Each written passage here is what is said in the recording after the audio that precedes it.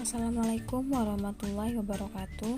Nama Ramisa Delia, NIM 1914070008 dari kelas PGMIA BPS 19. Di sini saya memenuhi tugas metodologi penelitian membahas tentang bab 2. Yang pertama yaitu karakteristik dari berbagai jenis penelitian. Karakteristik dari berbagai jenis penelitian yaitu karakteristik penelitian kualitatif, yaitu menjawab masalah khusus yang diangkat dari konteks penelitian. Masalah khusus dalam penelitian disebut fokus. Fokus yang diteliti lebih mengarah pada proses daripada hasil. Meneliti fokus yang sifatnya unik, menggunakan latar penelitian yang alamiah, manusia atau peneliti sebagai alat atau instrumen kunci dalam pengumpulan data. Rancangan penelitian bersifat sementara, tidak mengajukan hipotesis sebelumnya, tidak menggunakan konsep sampel, memberi informasi disebut dengan informan. Pengamatan, wawancara, dan analisa dokumen sebagai teknik utama dalam pengumpulan data. Data bersifat kualitatif, analis data secara induktif. Kredibilitas, transferabilitas, auditabilitas, dan konfirmabilitas dalam melihat keabsahan data. Analisis data dan pelaporannya bersifat deskriptif, teori dan dasar. Yang kedua yaitu penelitian kuantitatif. Penelitian ini menggunakan pola pikir deduktif yang berusaha memahami satu fenomena dengan cara menggunakan konsep-konsep yang umum untuk menjelaskan fenomena yang bersifat khusus. Selanjutnya yaitu logika yang dipakai adalah logika positivistik yang menghindari hal-hal yang bersifat subjektif. Proses penelitian mengikuti prosedur yang telah direncanakan. Tujuan dari penelitian kuantitatif adalah untuk menyusun ilmu nomotetik, yaitu ilmu yang berupaya untuk membuat hukum-hukum dari generalisasinya. Selanjutnya, subjek yang diteliti, data yang dikumpulkan, dan sumber data yang dipakai sesuai dengan apa yang telah direncanakan sebelumnya. Pengumpulan data dilakukan melalui pengukuran dengan menggunakan alat yang objektif dan baku. Peneliti menempatkan diri secara terpisah dengan objek penelitian, dalam arti dirinya tidak terlibat secara emosional dengan data terkumpul. Hasil penelitian berupaya generalisasi dan prediksi lepas dari konteks waktu dan situasi. Penelitian deskriptif. Penelitian deskriptif mendeskripsikan variabel adalah mengenai variabel utama dalam metode penelitian yang kemudian dideskripsikan secara mendetail. Selanjutnya, terdapat hubungan sebab akibat adalah memiliki hubungan sebab akibat yang kemudian oleh peneliti disajikan secara mendetail. Hasil peneliti disajikan sesuai data, sehingga data ini murni didapatkan langsung dari lapangan. Data dikumpulkan pada periode tertentu. Wilayah penelitian fleksibel. Yang keempat yaitu penelitian pengembangan. Penelitian ini motif dasarnya bahwa penelitian kebanyakan dilakukan bersifat tradisional, seperti eksperimen, survei, dan lainnya. Keadaan yang sangat kompleks dari banyaknya perubahan kebijakan dalam dunia pendidikan, sehingga diperlukan pendekatan yang lebih evaluasioner. Selanjutnya itu rancangan dari berbagai jenis penelitian. Yang pertama yaitu penelitian kualitatif. Ini dilaksanakan dalam kasus-kasus di mana hubungan antara daya yang dikumpulkan dan pengamatan didirikan berdasarkan penghitungan matematika. Yang kedua yaitu penelitian kuantitatif.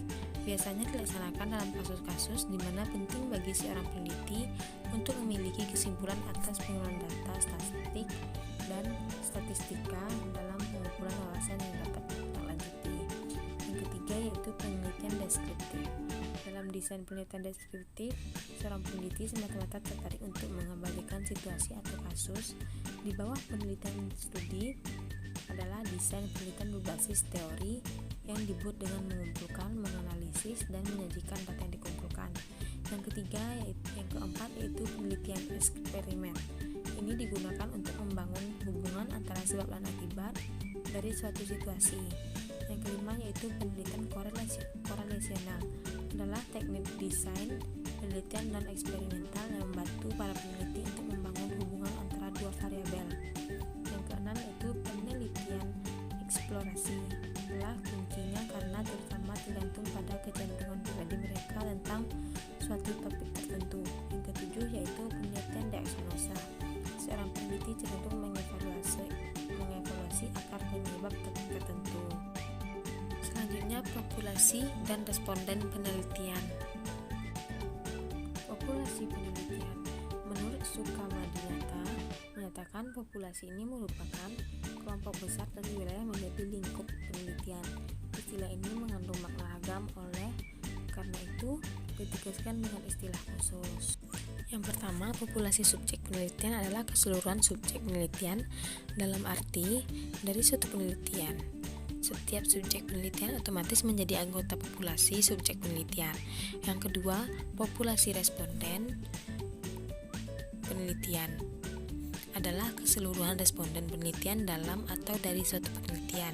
Yang ketiga yaitu populasi subjek penelitian adalah keseluruhan sifat-sifat keadaan yang menjadi sasaran penelitian. Selanjutnya yaitu responden penelitian adalah orang yang diminta untuk memberikan respon atau jawaban terhadap pertanyaan-pertanyaan yang dilakukan oleh peneliti. Dalam hal ini dilakukan dengan menggunakan tes. Selanjutnya yaitu teknik pengambilan sampel beserta contoh. Yang pertama yaitu pengambilan sampel acak sederhana atau simple random sampling adalah suatu teknik pengambilan sampel yang menggunakan kaidah peluang dalam proses penentuan sampel. Untuk dapat menerapkan kaidah peluang dalam proses penentuan sampel, maka diperlukan suatu kerangka sampel. Kerangka sampel adalah suatu daftaran yang berisi kumpulan elemen-elemen populasi dapat beserta informasinya. Yang kedua yaitu pengambilan sampel acak sistematis atau systematic random sampling. Ialah suatu metode pengambilan sampel di mana hanya unsur pertama saja dari sampel dipilih secara acak, sedangkan unsur-unsur selanjutnya dipilih secara sistematis menurut pola tertentu. Yang ketiga yaitu pengambilan sampel acak berstrata atau stratified random sampling, yaitu metode pengambilan sampel yang digunakan pada pondasi yang memiliki susunan bertingkat atau berlapis-lapis. Teknik ini digunakan bila populasi memiliki anggota atau unsur yang tidak bersifat homogen dan berstrata secara proporsional, sehingga setiap strata harus terwakili dalam sampel.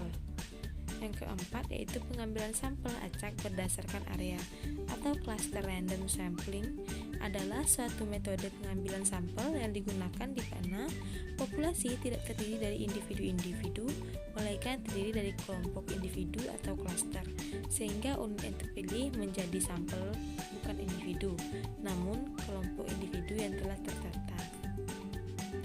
Yang terakhir yaitu area sampling atau sampel wilayah bertingkat. Multi-state sampling adalah penggunaan beberapa metode random sampling secara bersamaan dalam satu penelitian secara efektif dan efisien. Dalam hal ini, salah satu kunci yang perlu diketahui adalah adanya beberapa metode sampling berbeda yang digunakan. Yang selanjutnya yaitu variabel dan data penelitian. Variabel adalah konstruk atau sifat yang akan diteliti dan mempunyai nilai yang bervariasi, di mana di dalamnya biasanya terdapat variabel bebas dan variabel terikat. Bila disimpulkan secara umum, variabel penelitian adalah suatu karakter, ciri, atribut, atau mutu dari sebuah faktor, sikap penentu aktivitas yang memiliki macam tertentu yang bisa ditentukan oleh peneliti untuk dipahami, dan selanjutnya diambil kesimpulan. Sedangkan data merupakan substansi terpenting dalam penelitian, maka dapat diartikan sebagai bahan mentah yang perlu diolah sehingga menghasilkan informasi maupun keterangan terkait penelitian, baik data kualitatif maupun data kuantitatif yang menunjukkan fakta. Berdasarkan SK Menteri P dan K nomor 0259/U/1977 tanggal 11 Juli 1977 disebutkan bahwa data merupakan segala fakta maupun angka yang dapat dijadikan bahan untuk menyusun suatu informasi. Selanjutnya, jenis dan sumber data. Fungsi data yaitu sebagai yang pertama, sebagai dasar membuat keputusan. Data dapat digunakan untuk membuat keputusan terbaik terhadap suatu permasalahan yang ada. Yang kedua, sebagai dasar perencanaan. Dalam membuat suatu perencanaan diperlukan adanya suatu parameter yang akurat. Yang ketiga, sebagai acuan implementasi pada kegiatan. Dengan adanya data dapat dijadikan acuan atau tolak ukur untuk melakukan suatu kegiatan. Yang keempat, yaitu sebagai bahan evaluasi dalam suatu organisasi atau lembaga. Pasti diperlukan adanya evaluasi untuk meningkatkan mutu data. Di sini berperan sebagai untuk melakukan evaluasi terhadap kegiatan atau kinerja suatu organisasi. Selanjutnya yaitu pengertian fungsi dan bentuk-bentuk instrumen penelitian. Instrumen penelitian adalah segala peralatan yang digunakan untuk memperoleh, mengolah, dan menginterpretasikan informasi dari para responden yang dilakukan dengan pola pengukuran yang sama. Instrumen penelitian dirancang untuk satu tujuan dan tidak bisa digunakan pada penelitian lain. Sedangkan fungsinya adalah sebagai alat perekam, pencatat informasi yang disampaikan responden. Selanjutnya sebagai alat acuan peneliti dalam mendapatkan data penelitian dan sebagai alat untuk mengorganisasi proses wawancara. Sedangkan bentuk-bentuk instrumen penelitian itu yang pertama, kuesioner, itu seperti angket, wawancara atau interview, observasi, dan dokumentasi. Kisi-kisi instrumen penelitian memiliki variabel yaitu kemampuan siswa menyusun diagram, sumber datanya yaitu siswa dan guru mata pelajaran, metode yang digunakan yaitu pengamatan, tes, dan wawancara, instrumen, checklist soal tes, pedoman wawancara.